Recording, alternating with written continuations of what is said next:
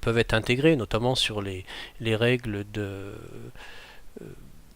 courtoisie, la façon dont on s'exprime. Je dirais que ça renvoie même, j'en ai pas trop parlé, mais aux questions de temps que Margherita exprimait dans sa conférence. Par exemple, on arrive à l'heure, on part pas avant. Donc, le tuteur, il est à la fois d'abord un relais de l'institution. Bon, il va faire son travail d'information. Vous avez une charte tutorale, vous ne vous contentez pas de la signer, vous la lisez, vous la comprenez.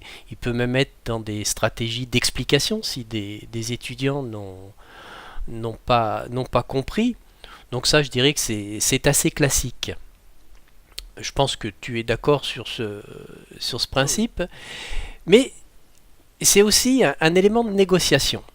Euh, je m'explique. Le tuteur va travailler avec ses apprenants dans un ensemble d'espaces. Ils sont de plus en plus hétérogènes. On l'a vécu, Jacques, dans notre formation à l'ESEN.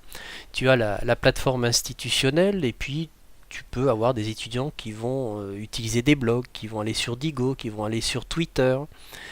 Mais ces outils euh, qui spatialisent la formation, il va bien falloir à un moment donné qu'on ait un modus vivendi entre le tuteur et les apprenants pour savoir comment on va l'utiliser.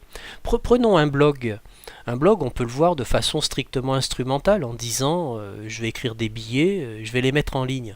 Mais c'est tout sauf ça un blog. C'est comprendre l'agencement du blog, c'est lui donner une logique spatiale. Et ça, c'est tout le boulot du tuteur, d'expliquer comment on va mobiliser un savoir à l'intérieur d'un espace. Alors un blog, on peut l'instrumenter de façon classique, c'est-à-dire un empilement chronologique ou antéchronologique.